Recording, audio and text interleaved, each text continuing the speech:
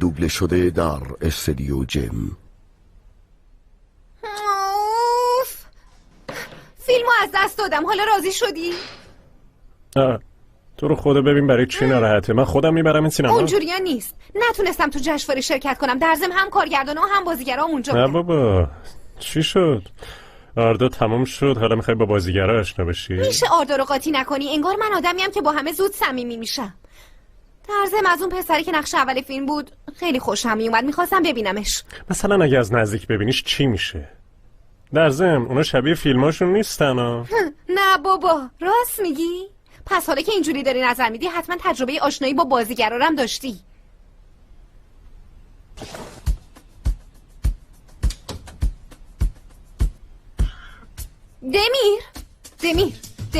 دمیر اون زنه کیه؟ یعنی چجوریه؟ کیه بگو دیگه. کدوم زنه لروکس؟ همون بازیگری که تو باهاش آشنا شدی. در ضمن تو اونجا نبودی. نکنه ژاپنی بوده؟ ها ژاپنی بوده؟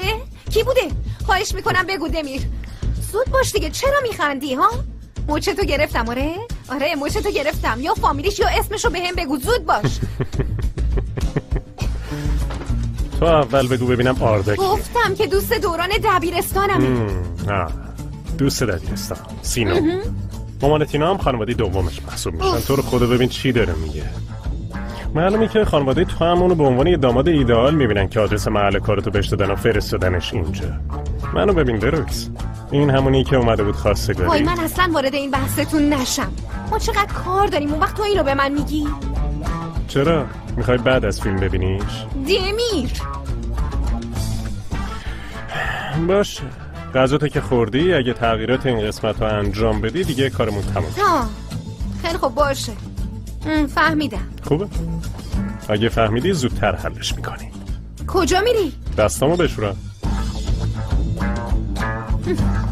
خودشو از هواپیما پرت کرده، با ستاره‌های سینما آشنا شده. تو تا با من آشنا بشی چه جور زندگی داشتی ها؟ من نمیفهمم. بعدش هم بیا اینجا به آردا گیر بده.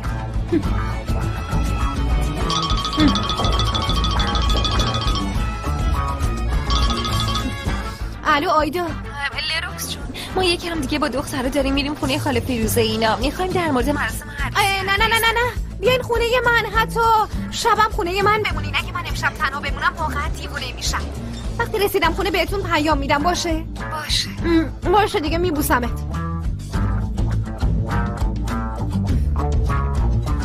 هم منو تنها میذاره، هم یه سری تیکای بیمزه ذهنمو مشغول میکنه. اگه فکر میکنی کل شب میخوام به عشقای سابقت فکر کنم، سخت در اشتباهی دمیر خان. هنوز ایلول تموم نشده ژاپنی شروع شده. یه وقت از ژاپن پانشه بیاد پانیکی دا و کاتانا میشم ما. بعدش لروکسو دیوونه کن، روانیش کن.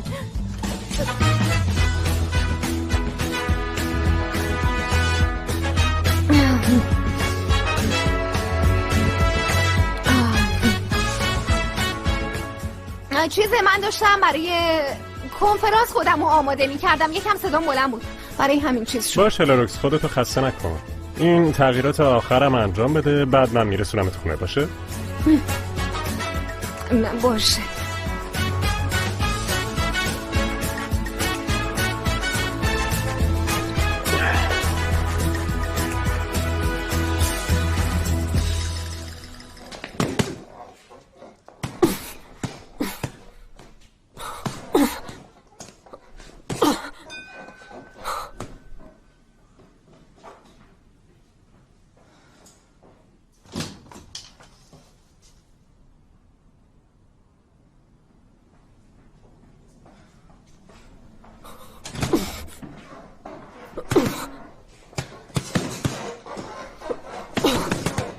این وقت شب داری ورزش میکنی؟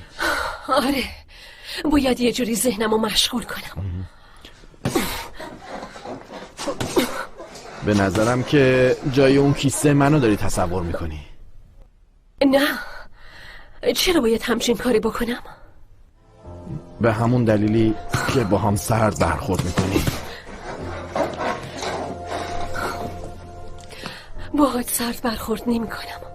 من کلاً این شکلیم. نمیتونم با یکی گرم بگیرم.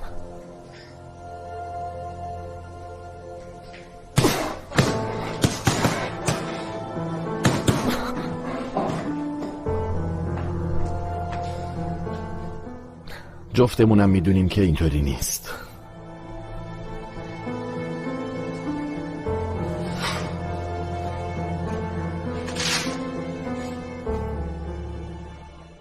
از من چی میخوای؟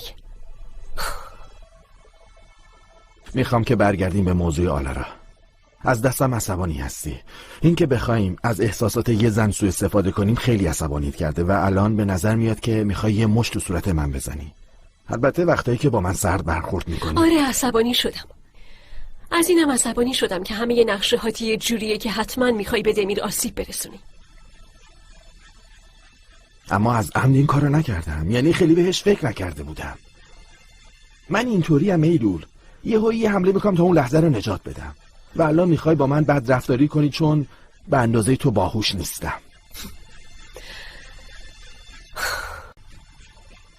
من فقط دارم سعی میکنم این کشتی رو به ساحل برسونم. دشمنی تو با دمیر تموم کن. باشه سعی میکنم. یعنی دارم میکنم. اما اونقدرام آسون نیست. پس میخوای واسه من مشکل درست کنی آره؟ دلیل این عصبانیت در مورد کار نیست، درسته؟ ذهنت مشغوله. چون که رابطه دمیر و لروکس الان خرابه و تو هم یه احتمال دادی به که هیچ وجه این جمله تو ادامه نده. من زنی رو شناختم که با صدای بلند داد زد ما آدمای بدی هستیم استانبول. یه زن خیلی زیبا، یه زن شجاع. به اون تکیه کن، به چیز دیگه ای فکر نکن.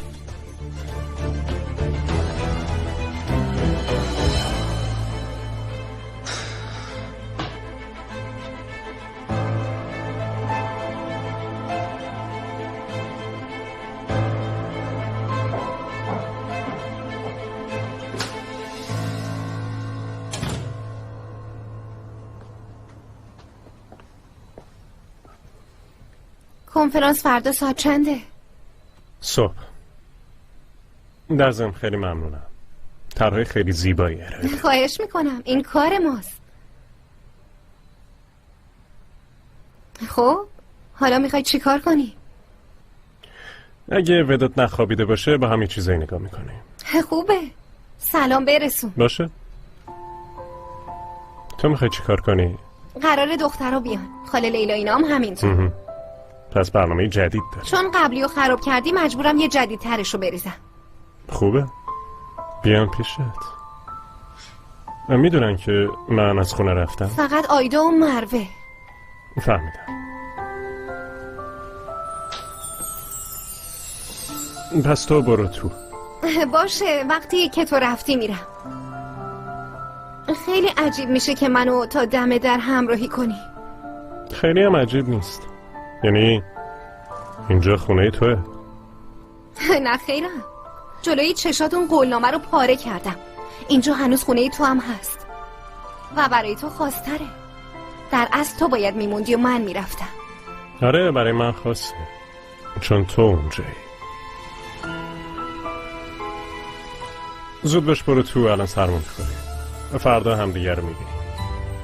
به چیچی و ساکیزم سلام برسون. اگه موسی و لاک پشتم دیدی همین. باشه میرسونم.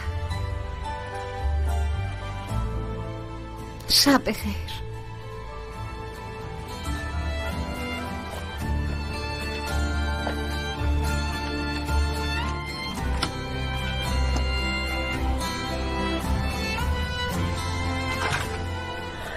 شب بخیر عشقم.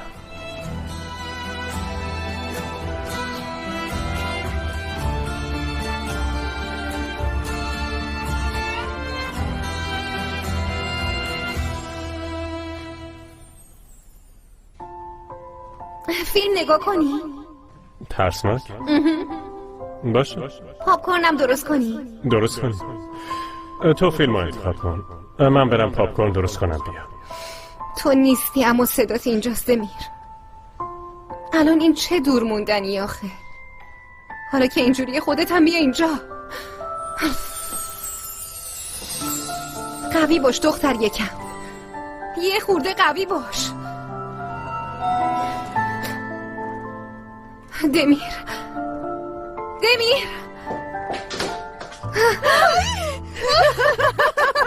منتظر دمیر جونت بودی؟ نه اون الان رفته، کردم چیزی یادش رفته. اینجا وای نستین، بفرمایید. وای از سر کارم خیلی دیر اومدی، الانم خسته ای که ما مزاحمت کار خوبی کردین، بفرمایید. سلام. وای من دلم خیلی برای اینجا تنگ شده بود. انگار یه چیزایی تغییر کرده.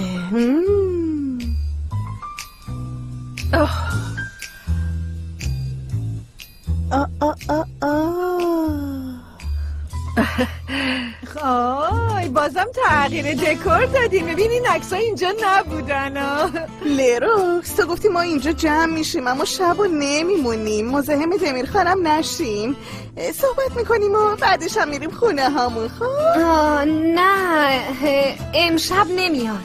وای عالیه. یعنی چی که نمیاد؟ چرا نمیاد؟ رفته خونه یه وداد. میخوان بشینن 2 نفری یکم با هم وقت بگذارن. آره دقیقاً. من با ابراهیم حرف زدم، گفت تا نصف شب اونجاییم، شبم همینجا میخوابیم. اینطوری بهم. وای عالیه، پس زمانمون زیاده دختر. بیا بریم.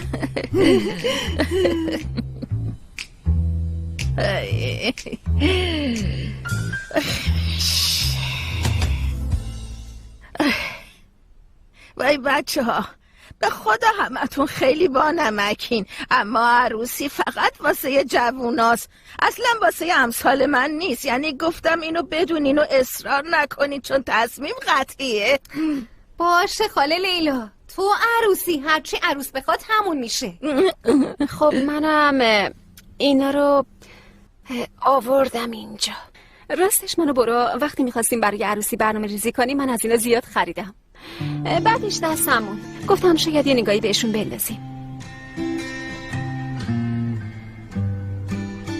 ای بابا من حالم خوبه. عجبا قسمت نبود دیگه، چیکار میشه کرد؟ مروه جون دختر خوشگلم، راستش سالها منم نشستم گفتم برای من قسمت نبوده، اما ببین حالا چی آوردین به من نشون میدین مگه نه؟ زندگی برای آدم ها چیزای خیلی قشنگ و غیر قابل پیش بینی میاره. اصلا نگران نباش دخترم. البته که همینجوریه، حتما همینجوریه. تو به هم نشون بده ببینم اینا چیه. اما ببینین فقط برای سرگرمی نگاه میکنیم، هیچ کس در مورد عروسی با من بحث نمیکنه. باشه پس من برم چای درست کنم. منم اینا رو آوردم تا با چایی بخوریم. وای چقدر قشنگن. خب بذار اینم ببینم، اینم قشنگه مگه نه؟ وای خیلی خوشگلم. اوضاع چطوره؟ عملیات خیلی خوب پیش میره. فکر کنم خاله لیلایی که اصلا عروسی نمیخواست آخر شب بخواد تو قصر براش عروسی بگیری. چون به مجله نگاه کرد اینطوری میگه. لیروکس میدونی ما اینطوری چند تا دوستمون رو از دست دادیم. آدم‌ها وقتی میخوان برای عروسی آماده بشن اتفاقای خیلی عجیبی براشون میفته. نه بابا حالا میبینی. وای چی آوردی؟ آره خیلی خوبه. وای من عاشق اینا. میدونم. اگه سردت شد بریم خونه. نه وداد اینجوری خوبه. فضای باز حالمو خوب کرد. وضعیتت با لیروکس چطوره؟ دلتنگی هست؟ ناراحتی یا فراموش نشده؟ همچین نشونایی هست؟ دلتنگ شده اما نه اونقدری که فراموش کنه. تو چشام نگاه میکنه اما اگه بخوام برگردم خونه زود فرار میکنم میره پیش آیدا و مروه. انقدر منتظر میمونم تا آخرش خودم دیوونه بشم. پسر تو اینجا مغز منو خوردی. اما اون دختره چی کار کنه تو خونه یه به اون بزرگی؟ اونم هی نقشه میکشه که تنها نمونه. چه میدونم میره سینما جشنواره. بگذاریم امشب دختره قرار بود برم پیشش، یعنی تنها نیست. شب بخیر. اجازه هست؟ بیا جوون بیا بشین. خوش اومدی ابراهیم. ممنون داداش. 2 دقیقه رفتم هپی پای اینقدر در مورد عروسی حرف زدن مغزم ترکید. البته صحبت ها با عروسی لیلا خانم شروع میشه و دونه دونه به همتون میرسه. مجله‌های لباس عروس رو دستشون گرفتن، همش از هم میپرسن این خوبه اون خوبه، تازه دیدگاه مردارم میپرسن.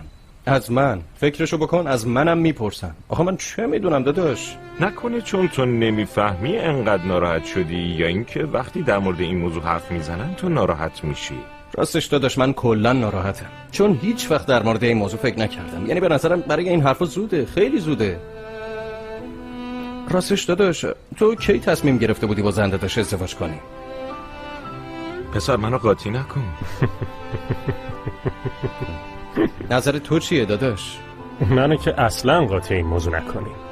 خب من این موضوع با کی در میون بذارم؟ به نظر تو با کی؟ یکم فکر کن. البته که باید با آیدا حرف بزنی کنی. انگار میخوای به من پیشنهاد ازدواج بدی. یه لحظه داداش، من به کسی پیشنهاد ازدواج ندادم. ندادی. حالا میبینی. پسر ما مثل تو رو خیلی دیدی. نوبتش که برسه از اینجا گل میگیری و بدو میری خواستگاری. بعدش همشونو مسخره کردی دونه دونه. جدی میگی داداش؟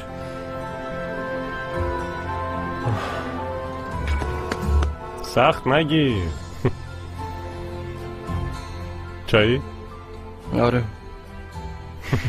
وای سلام میارم. دوبله شده داریو جم. آی اینجا رو نگاه کن، خیلی قشنگه، یه جای شیک برای مراسم عروسیه. تو رو خدا ببینی. وای خیلی قشنگه. وای تو فصل بهار فضای باز چقدر خوب میشه. آره به خدا، یعنی چی همش تو سالن میگیرن؟ آدم باید تو فضای باز ازدواج کنه. البته اوست محرمم برامون کباب درست میکنه. اوف عالی میشه. وای تو ساحلم خیلی خوب میشه مگه نه؟ ببینین همه سفید میپوشن، خیلی بامزه میشد مگه نه؟ آره واقعا خیلی قشنگ میشد. حتی رقص نورینام دارن و از عکسای 2 نفری فیلم درست میکنن. به نظر من که عالیه. همه این کارا رو انجام میدن. مگه میشه نکنن؟ همه این کارا رو میدی به یه شرکت، تزیین، کیک، عکس، همه چی رو دیگه خودشون انجام میدن. آهای پس خیلی راحته. البته که راحته، اون قدم که تو فکر میکنی سخت نیست. ببین فیروزه، عروس هم سن منه. آره میبینی؟ برای عروس و دومادای سمبالا هم مراسم متین تر میگیرن. آه عجب، پس یعنی این ممکنه مگه نه؟ البته که ممکنه، خیلی هم خوب میشه. به آبجی جونم هم خیلی میاد. پس فقط میمونه یه لباس عروس. نه اون نمیشه. اما خاله لیلا جون بدون لباس عروس که نمیشه. در ضمن مثل قدیما نیست. آخه الان مدلای زیادی هست. ببین من یه فکر فوق‌العاده دارم، همین الان میام. منم یه سر برم دستمو بشورم.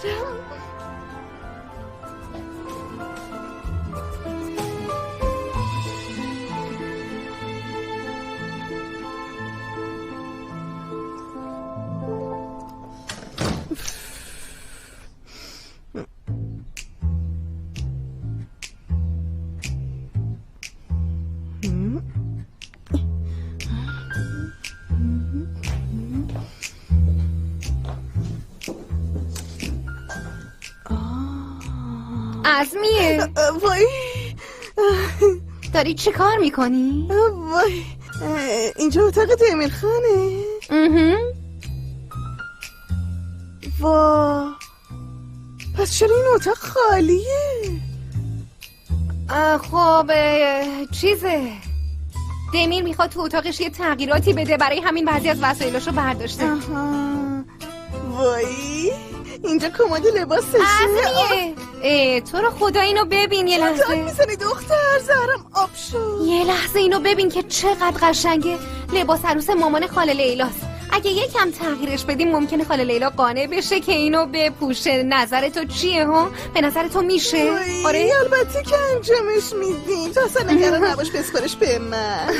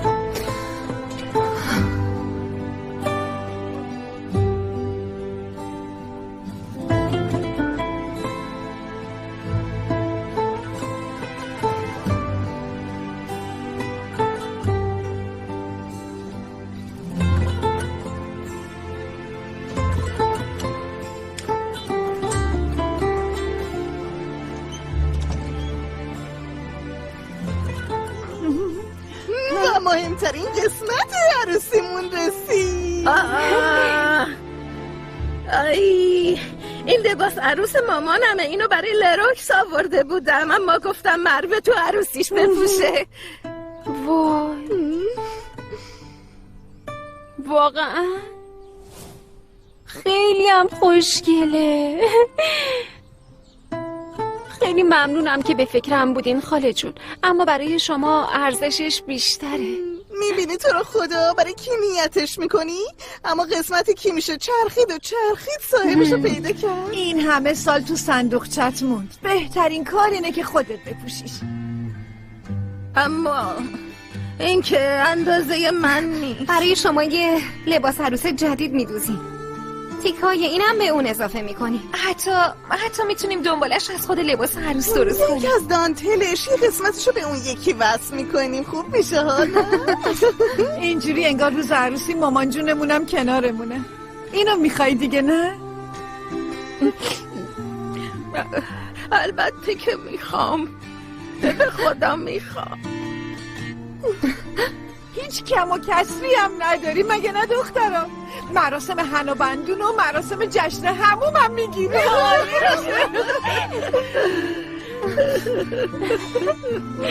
خیلی خوشحالم بعد از این همه سال. اصلا میدونین اصلا انتظار این همه خوشبختی رو نداشتم. قسمت همتون بشه دخترای من. قسمت همتون بشه. نشستن در مورد کیک‌های چند طبقه و تزیینات و دعوت‌های مزخرف حرف میزنن. اینا الان دقیقاً در مورد این چیزا که فردای مراسم میخوان اجرا کنن هم حرف میزنن. ابراهیم اون دخترا معماره. برای همین اصلا نگران نباش، بهترین ایده رو انتخاب میکنه. الان با آیدا هم میگن قسمت تو هم بشه و منم اینطوری خیلی استرس میگیرم که این موضوع کی قراره بین ما مطرح بشه. پسر من که بهت گفته بودم در مورد ازدواج نظرشو بپرس. با آیدا حرف نزدی آره؟ داداش من سعی دارم موضوع رو ببندم، اون وقت تو سعی میکنی بازش کنی. آخه برای این چیزا خیلی زوده. اگه امشب رو بی درد سر رد کنیم احتمالاً تا 1-2 روز دیگه تاثیرش از بین میره. عجب آدمی هستی تو. دیوونه این غرورتم. مگه اون دختر منتظر توه ها؟ اگه بخواد 50 تا خواستگار داره، الکی خودتو تو آینه بزرگ نبین. آره با تو هم هستم. الان نمیخوام داداش، فقط همین. وگرنه اگه به سن و سال شما برسم که دمیر این جوان داره میگه به سن و سال شما برسم. منظورش با تو نبود. تو دیگه نوبتت رد شده، وقت تمومه. احتمالا منظورش با من بود. یعنی اونطوری نیست. گفتم شاید در آینده نزدیک نیت ازدواج داشته باشیم. نزدیک.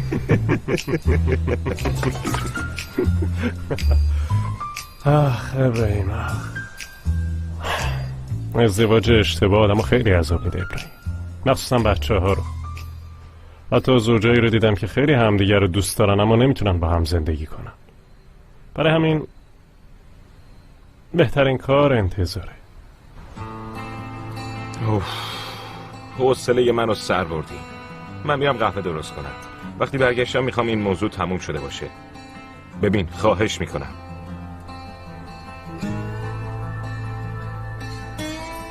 دوست نداره در مورد این چیزا بحث کنیم.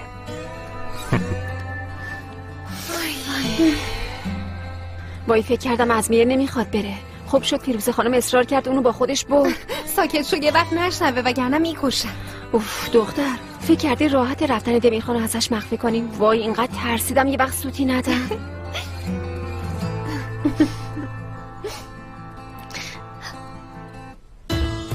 لرو اینو تو خونه من جا گذاشتی.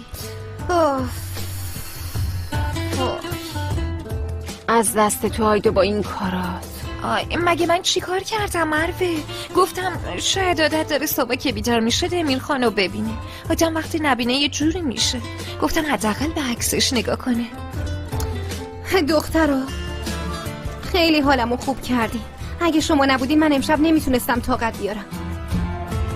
راستش رفتنه دمیرم یه خورده خوب شده، اما خونه به تونل زمان تبدیل شده واقعا.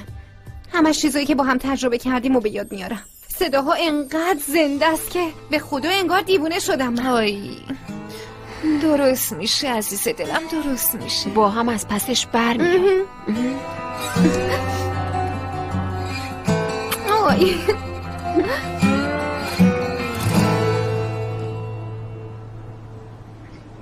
دمیر جان، فقط تو یه روز تونستم اینقدر اطلاعات به دست بیارم. همین شرکتایی که ایلول گندوزلی باشون در ارتباطه اینا؟ بله، فقط تونستم اینا رو پیدا کنم. قبلا توی استانبول توی 4 تا شرکت دیگه مشاور بوده. خب آخرین جایی که بورک مراجعه کرده چی؟ با کیا جلسه داشته این چند هفته اخیر؟ تونستی چیزی بفهمی؟ همشون مشتریاش بودن. راستی ایلول خانم با یکی از مشتری قدیمیتون ملاقات کردن. یلدریم گلیتلی.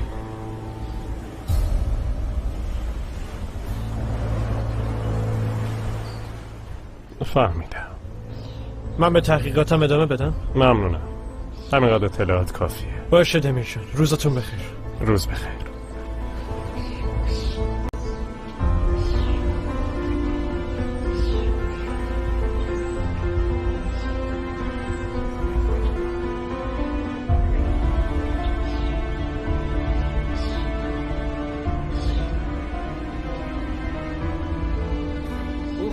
آیدا کل شب مدام با آرنجت کوبیدی به من.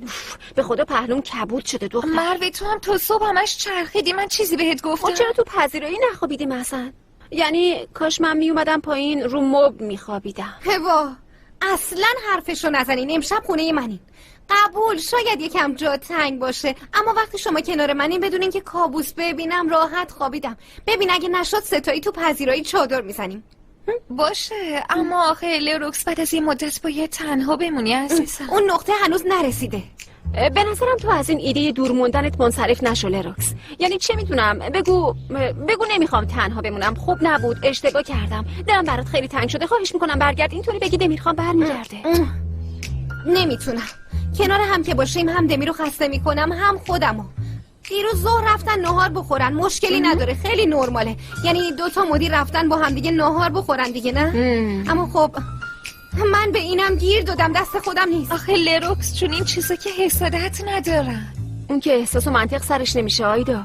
ببین دختر جوری به خودش رسید و آرایش کرده که تا حالا اصلا این کارو نکرده. ای وای، زیادی آرایش کردم، پاکش کنم. نه لروکس، خوشگل شدی عزیزم. مروه تو رو خود چیزی نگو دیگه. لروکس دوست من، عشقم، طرف عاشقته.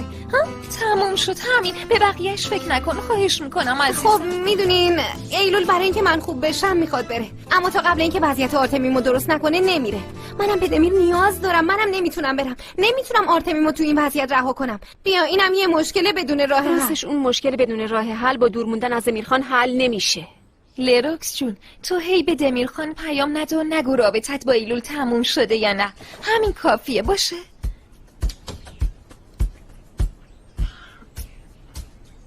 این کارو میکنی خودت هم متوجه نیستی. اوف، نمیکنم.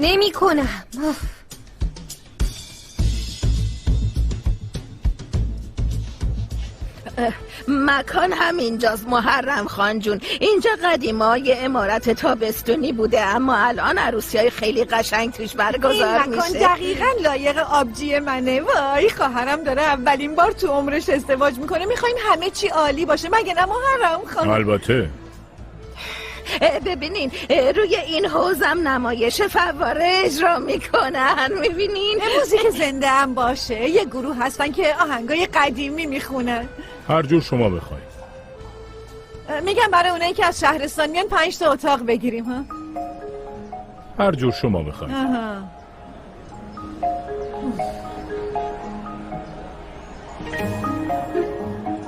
محرم خان جون، مجبور نیستین برای همه چی بگین، هر جور شما بخواین. بالاخره شما هم نظر خودتون رو بهمون بگین. لیلا خانم جون، چیزی که برای من مهمه خوشحالی شماست. منم برای این هر کاری از دستم بر بیاد انجام میدم.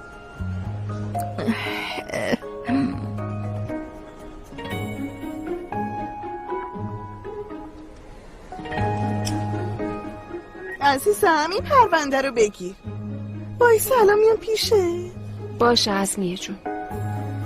عزیزم این کارو با هم حل کنی. آیدا باشه بشین یه نگاهی بندازیم. دمیر کارای معماری داخلی پروژه گالری رو هم گرفته. آی خیلی عالیه. کی؟ الان پیام فرستاده. به تو نگفته بود داره میره جلسه؟ نه اما خوب شده. خوب شده؟ بودجه کارو 2 برابر کرده. این عالیه بوراک. کاش به ما هم خبر میداد، اما بازم خودسر داره عمل میکنه. لروکس جون، کارهایی که تو دستمونه رو جمع کنیم، چون باید برای گالری کار کنیم. من طراحی‌ها رو تموم کردم. دیشب با دمیر خان موندیم تو شرکت و کار کردیم. 2 تا گزینه آماده کردیم، پس حتما یکیش رو پسندیدن. من چرا از این خبر ندارم؟ صبح همگی بخیر. صبح بخیر دمیر خان. صبح بخیر. دمیر میشه یکم حرف بزنی؟ بعدا. لروکس خانم میشه 2 دقیقه بیاین تو اتاق من؟ البته.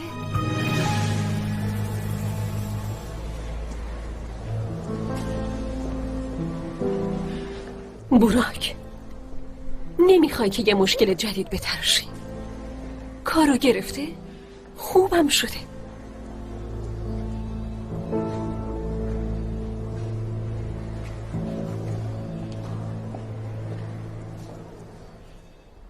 کارو گرفتی، تبریک میگم.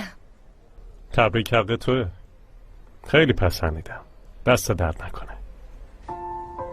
خوبه. خوشحالم که کارساز بود. صبحونه خوردی؟ آره با دخترها خوردی. شب پیش تو مونده؟ آره. خوبه. قهوه میخوری؟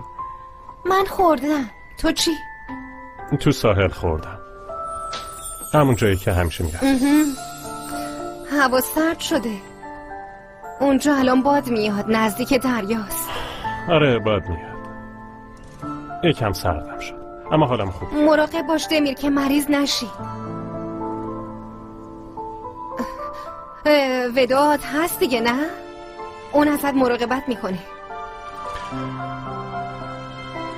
اگه برای نهار برنامه‌ای نداری باید کار کنم.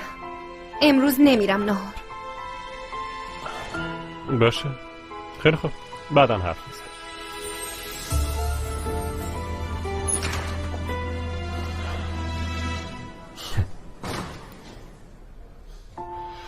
از سر لجبازی خودشو خوشگل کرده. انگار دور موندن کار آسونیه.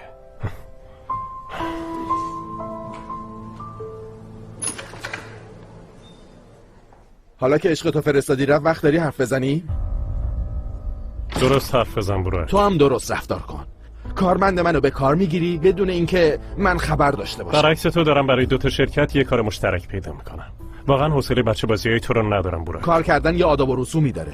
حداقل آدم خبر میده و نظر بقیه رو هم میپرسه و درباره کاری که دستمونه هم سوال میپرسه. اگه قرقرات تموم شدن میشه بری بیرون براک. کار دارم. نمیتونم وقتمو سر این چیزا تلف کنم. مشکل تو چیه ها؟ از رو دنده کج بلند شدی یا میخوای دعوا را بندازی؟ این تویی که داری با مسخره بازیات دعوا را میندازی.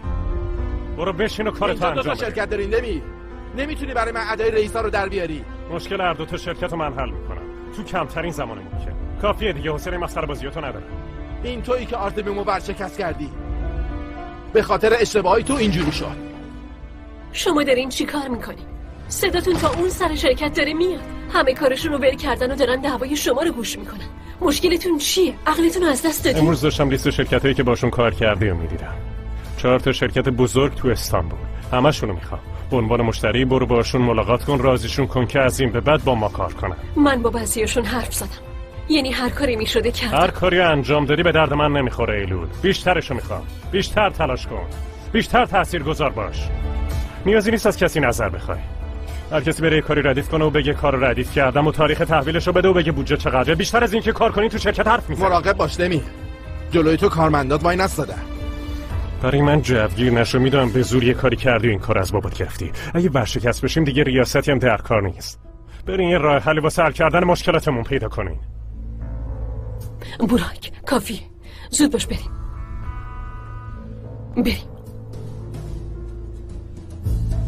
یه راه قانونی. دوبله شده در استودیو جن. ببین مجبور نیستی این کار انجام بدی. مجبور نیستی این پاکتو به یلدریم بدی. اگه میخوای از شر اون جریمه ها خلاص بشیم باید این عکس‌ها رو دست یلدریم خان برسونی. بهترین و مطمئن‌ترین رو همینه. مگه تو این عکس رو برای همین نگرفته بودی ها؟ براک، کافیه، اینجا جاش نیست. زود باش بریم.